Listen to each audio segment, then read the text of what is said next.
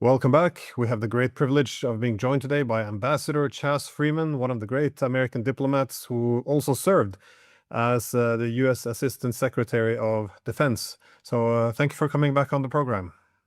Great to see you, Glenn. Yeah, likewise. Good. We know that, well, the U.S. and Iran are now striking each other again. Trump is yet again threatening to eliminate Iran.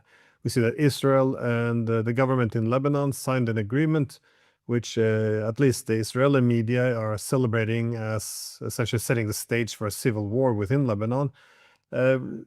This happened all very quickly after the memorandum of understanding, we were told was going to put an end to this war and bring peace to the Middle East. So what is it that has gone wrong, and where do you see this heading? Well, I think it should be called the Memorandum of Misunderstanding, because it's very clear that there is no understanding underneath it. And Donald Trump either has forgotten what's in it, I mean, he did sign it, or he didn't understand it to begin with, or he's simply doing what he usually does, which is renegotiating what he has apparently agreed to. So we see all sorts of new terms being added by the United States, and the United States basically continuing to contest the outcome of the war, which is the establishment of Iranian control of the Strait of Hormuz. The Memorandum of Understanding says that ships will be permitted out of the strait under arrangements managed by Iran. And Iran will not charge tolls for 60 days until August 21. That's in the agreement, along with right up front. This agreement depends on the elimination of the war in Lebanon and the withdrawal of the Israelis and a ceasefire. So every single element of this, the basic premises on which the Iranians were to open the strait, has been violated by either Israel or the United States or both.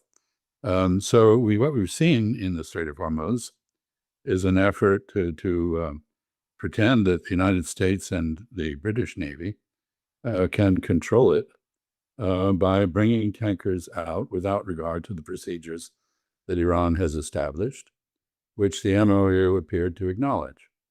And Iran has naturally then enforced its control of the strait by attacking these ships. That has led to retaliatory strikes by the United States, first on a basically symbolic level, and then more recently, a more savage level.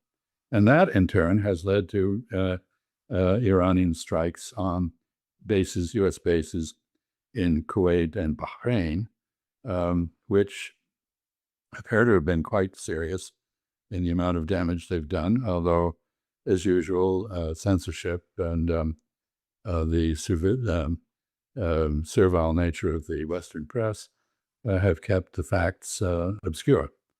So we're basically seeing an illustration that this so-called memorandum of understanding, which is basically an agreement to seek agreement, not itself an agreement of any sort, is not in effect.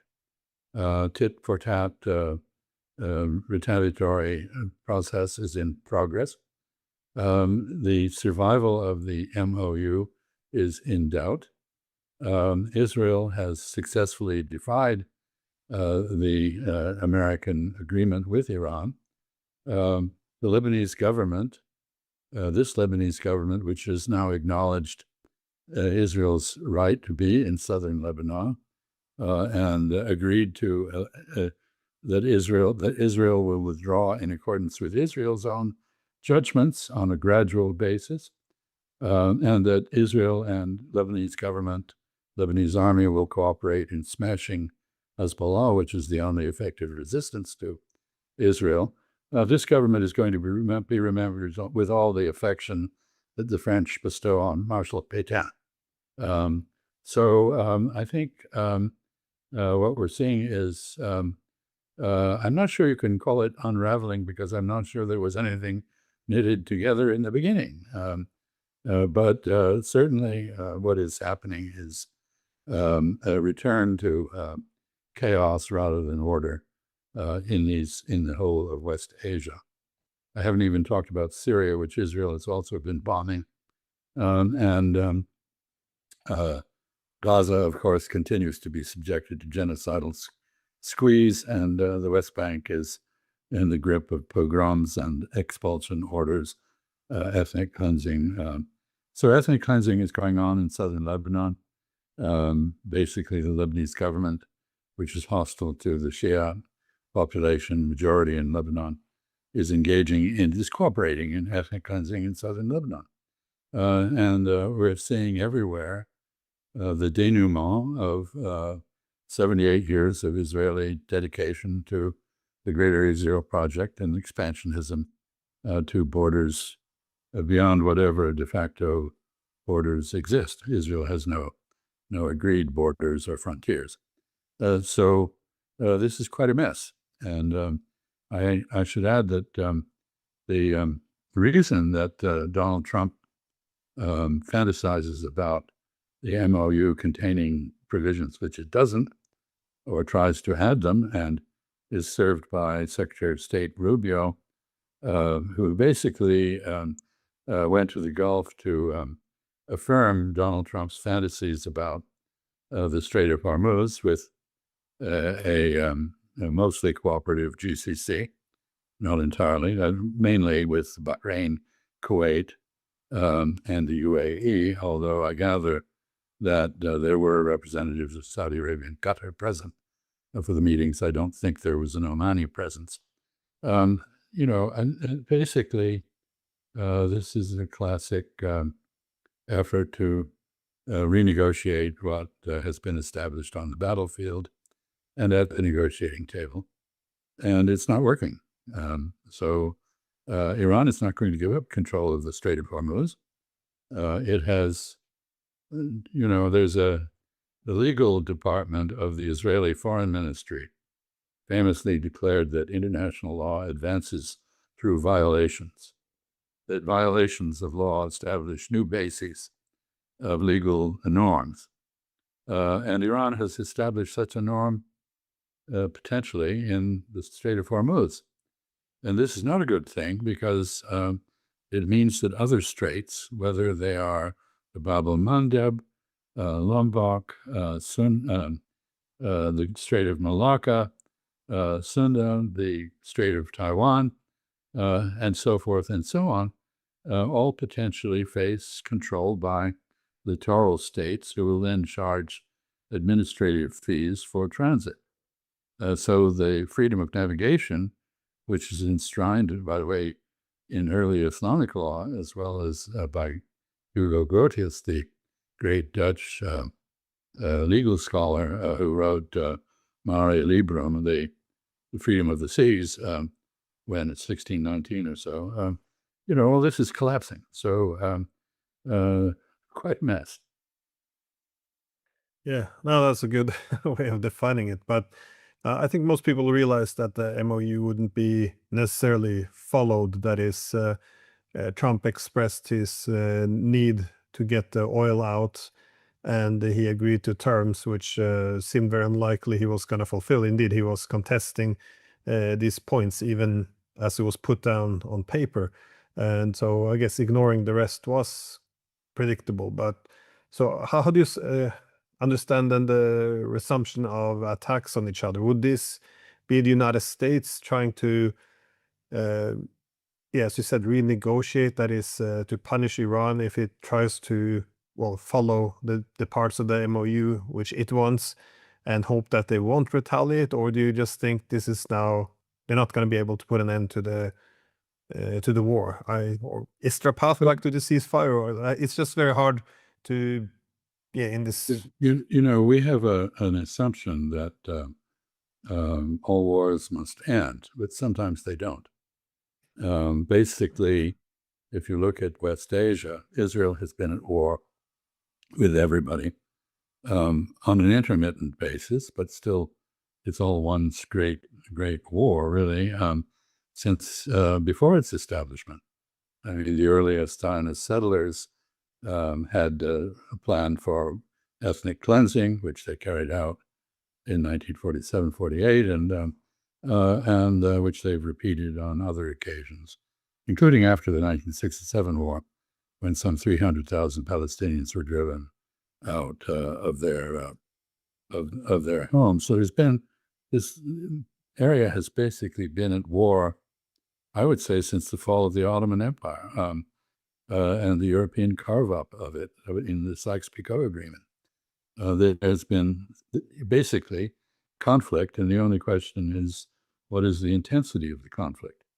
So we may be going back to that situation. That is more of the same, that in fact there will be no agreement to end the war. This is a contest of stamina, a war of attrition. How long can the United States continue to blockade the blockade? And wear and tear on ships and personnel is very considerable. The wear and tear on the American global reputation is very considerable. Basically, what unites everyone who is at war with the United States, whether it's Hamas, Hezbollah, the Russians, the Iranians, the Venezuelans, the Cubans, what unites them all is the conclusion that the United States is agreement incapable. It is not able to do a deal. Well, deal is the wrong word, because a deal is inherently transactional. And as you know, in diplomacy and foreign relations, every negotiation is not just negotiating a transaction, but negotiating a relationship. The United States apparently doesn't understand that, and therefore imagines that it can approach foreign relations in the same way that real estate developers approach property owners or buildings in New York. And so if you want to redevelop the property, you evict the tenants. That's ethnic cleansing. In effect, you want to do a deal, you read The Art of the Deal, written by Donald Trump, not the one that Andy Borowitz has attributed to Mustafa Khamenei. I don't know if you saw that, but Andy Borowitz, who is a comic genius in the United States, happens to also live in New Hampshire, although I've never met him, said that, tongue-in-cheek, that Mustafa Khamenei had won a major literary prize for a new work called The Art of the Deal, the main premise of which was that in order to win in a negotiation, you must always negotiate with a moron. Maybe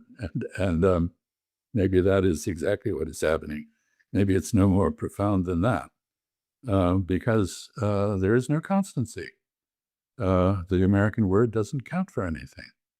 The signature of Donald Trump, ornate as it is, with a Sharpie pen, heavy-duty ink, is might as well be invisible ink.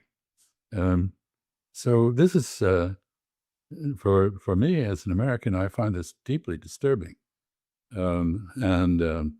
We have succeeded with the Israelis in trashing international law, in destroying the basic trust in our diplomacy that is essential to advance our interests. We have destabilized situations everywhere. And in the middle of this, Donald Trump, having been frustrated in his pursuit of a notable victory in West Asia, seems to be pivoting back to Ukraine. And I think that issue is becoming very, very dangerous with European countries now deprived of American supplies of weaponry, developing their own means of assisting Ukraine to conduct long-range strikes into Russia, on the assumption, which I think is going to be proven wrong, that they have immunity from retaliation. I think particularly the British, who've been boasting about their development of new weaponry for Ukraine that does not have American components and therefore is independent of Donald Trump and the United States, but will enable Ukraine to strike again deeper into Russia. I think, they're going to have a mafia moment. Nice factory you have here. too bad if something happened to it. I suspect sabotage is the first step. I don't think we'll see a Russian missile strike on that factory, but who knows? I think at this point, NATO is in sufficient disarray that Article 5 is not a very credible deterrent.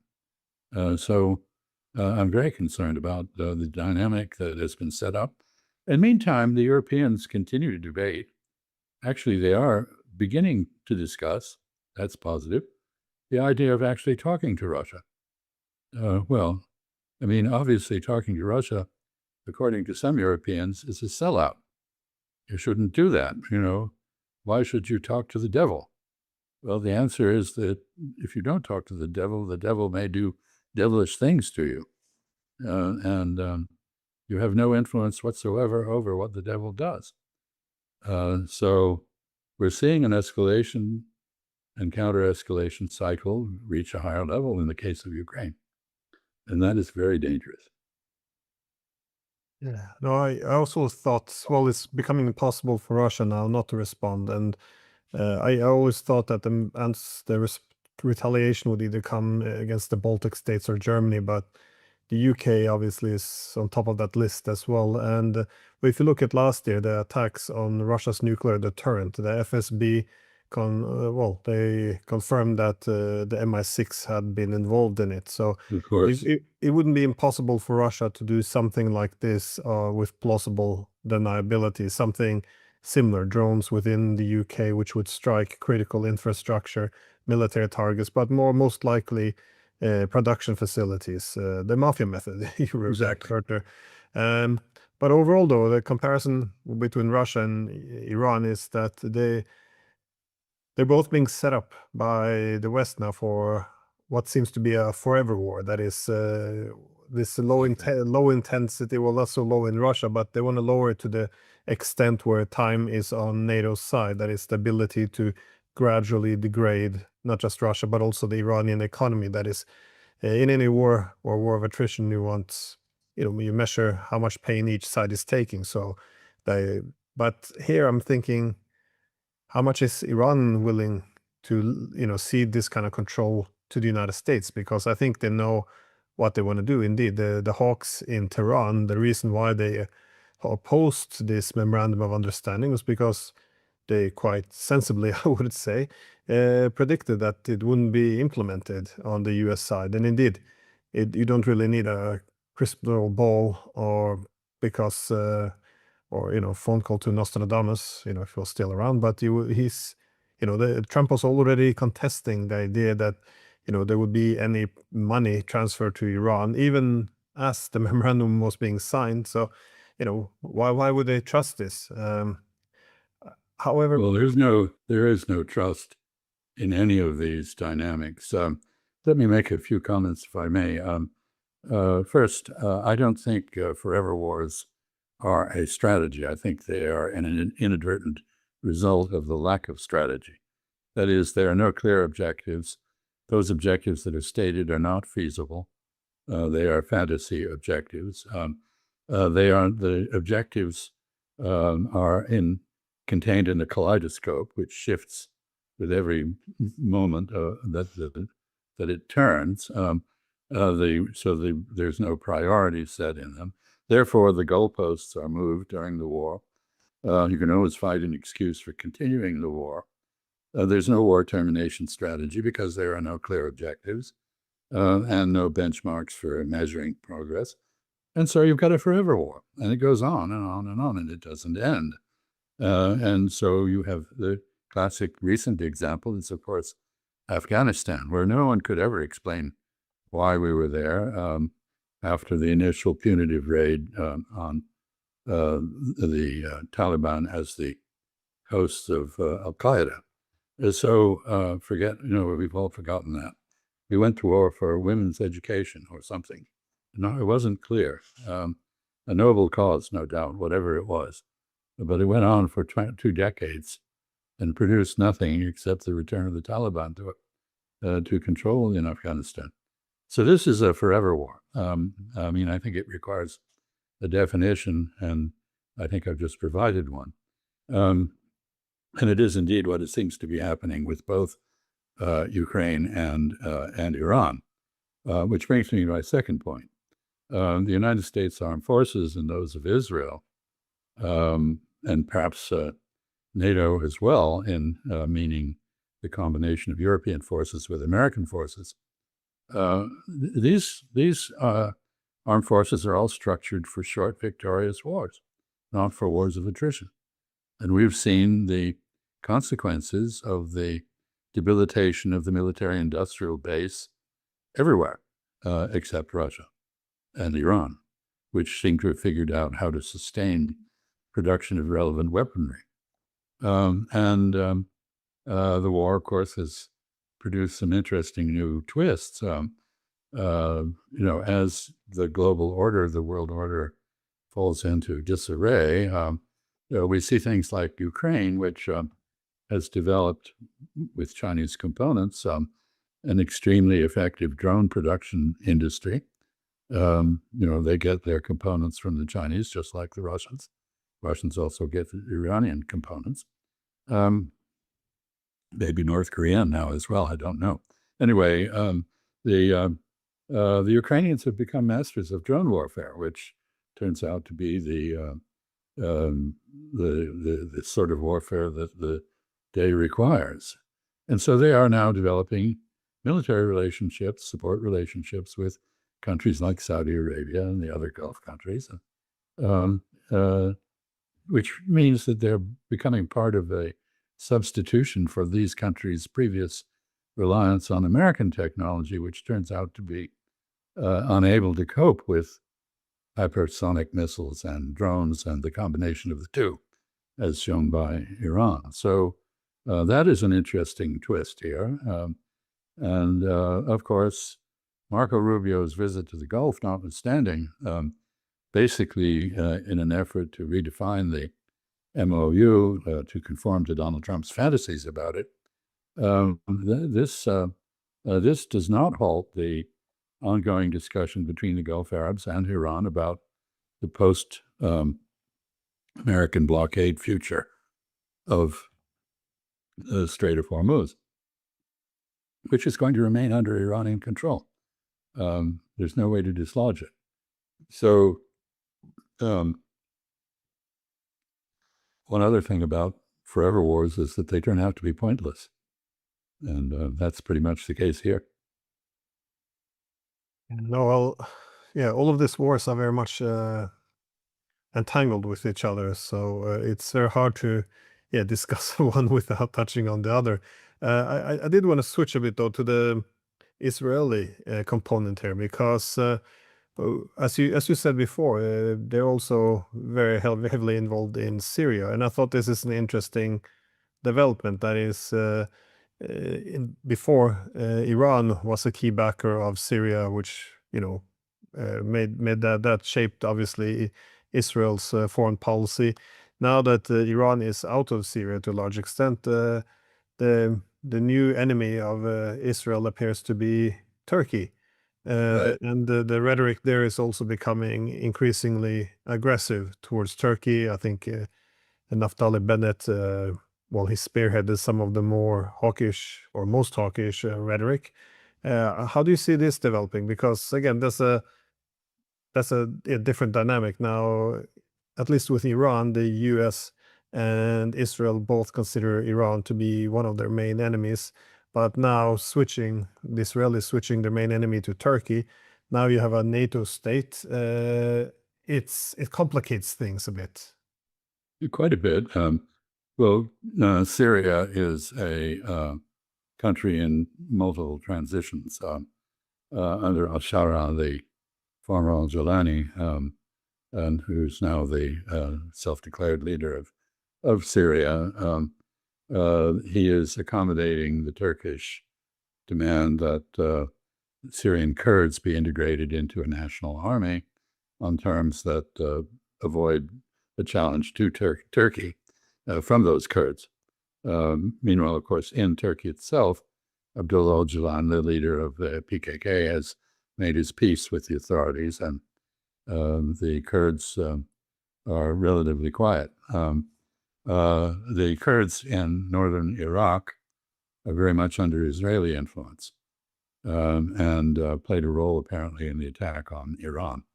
Anyway, or at least the region did. But Syria's great asset is its geographical location. It is between the Mediterranean and the interior of West Asia, Central Asia, and not too far from the Black Sea. And it's a transit point, and historically, the Chinese Silk Road debouched at Aleppo and on the Syrian coast. And this is returning. And so a very interesting thing is you have an Iraqi government, which is very closely aligned in many ways with Iran, Shiite-dominated, which is making its peace with the Syrians. Why? Because the Strait of Hormuz closure deprived Iraq of 90% of its revenue, which depended 90% on oil exports, and those oil exports stopped. So now how does Iraq export its oil? It does it overland through Syria. And eventually there will be a pipeline of some sort that, as there was in the past, that enables a much higher volume of the Iraqi oil to exit that way. Of course, Iraq is also exporting through Turkey. And in the meantime, you have, as you indicated, an ongoing rivalry, strategic geopolitical rivalry between the Israelis and the Turks playing out in Syria, not so much in Lebanon.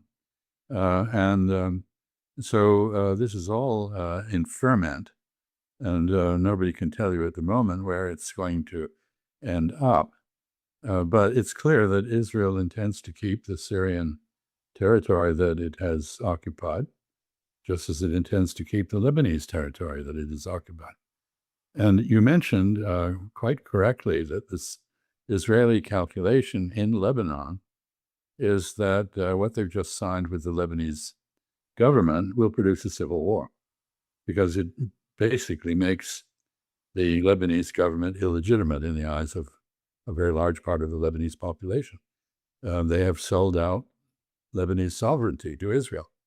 They propose to cooperate in the ethnic cleansing of Lebanese Shia, and they have agreed to join Israel and the United States in the open enmity to Hezbollah. Of course, Hezbollah is part of that government, represented in the Lebanese parliament.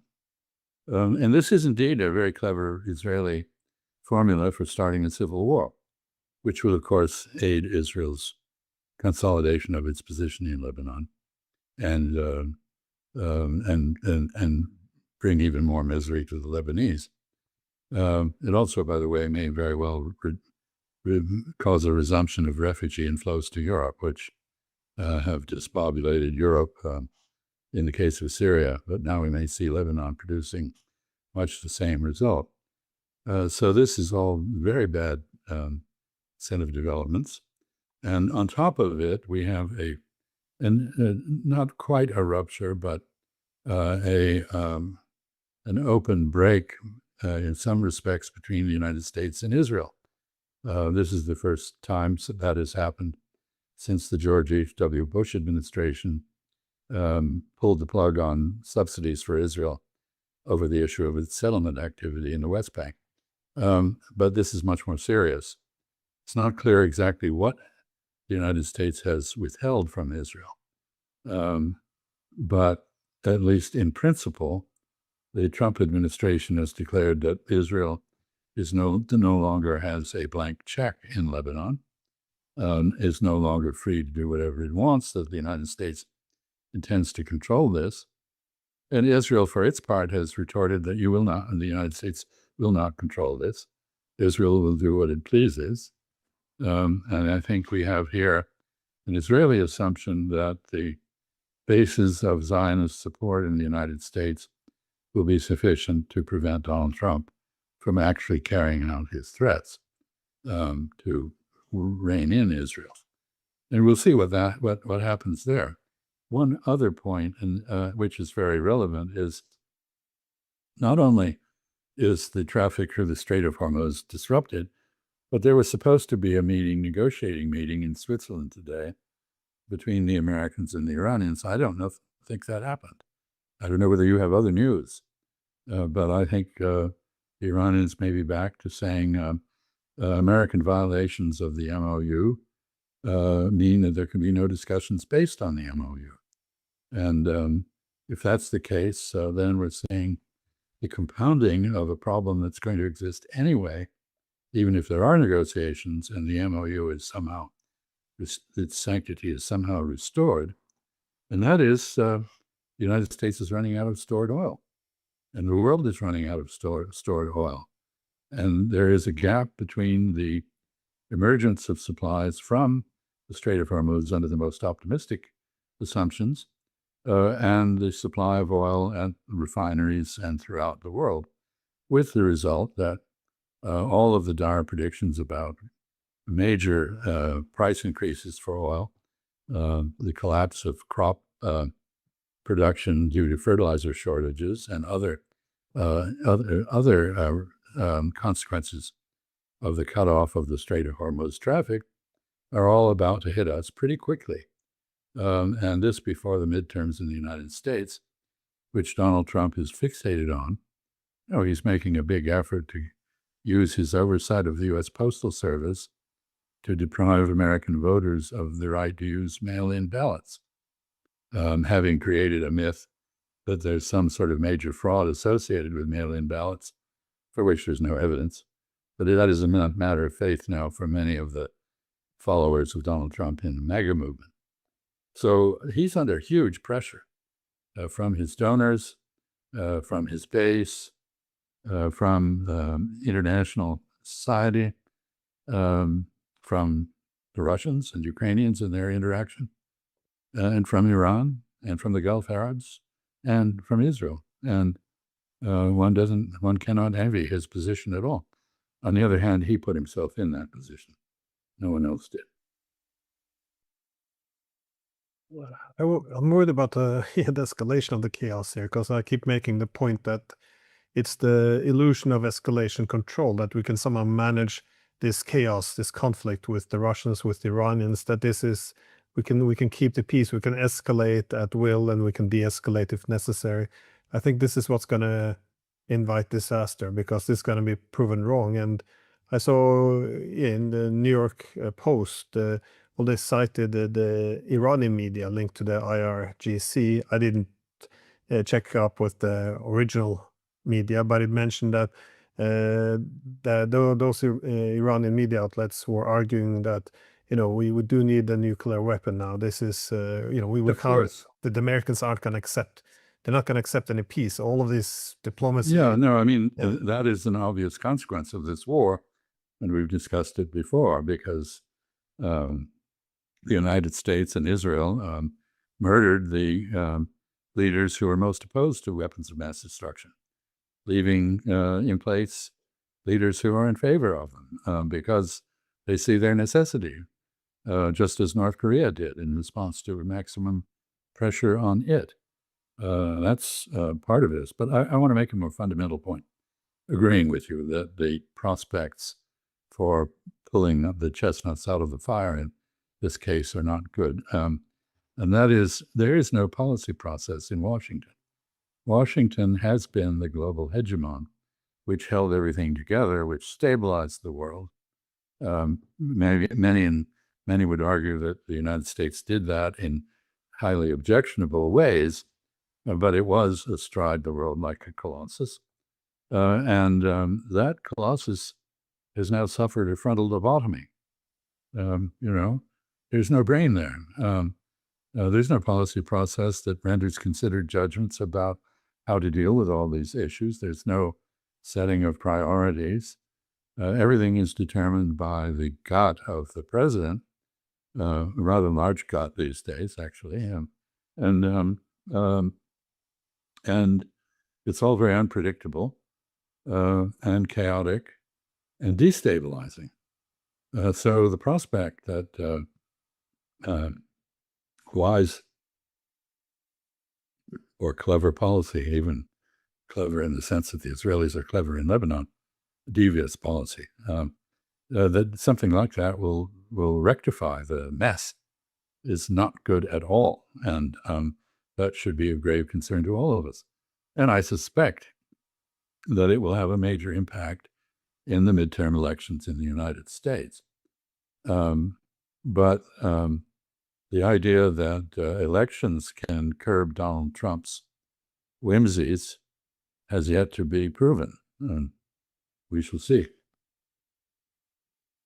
Yeah, just it seems that all the conflicts we're heading into now, they're so predictable. You know, we all learned in school how we sleepwalked into World War One, but it seems like the path is charted quite clearly here. Again, those Iranian media outlets, the hawks in Iran, were just saying there is no diplomacy to be made with the West. They haven't won this. Well, they haven't made the argument, been able to transition from the argument to the policy.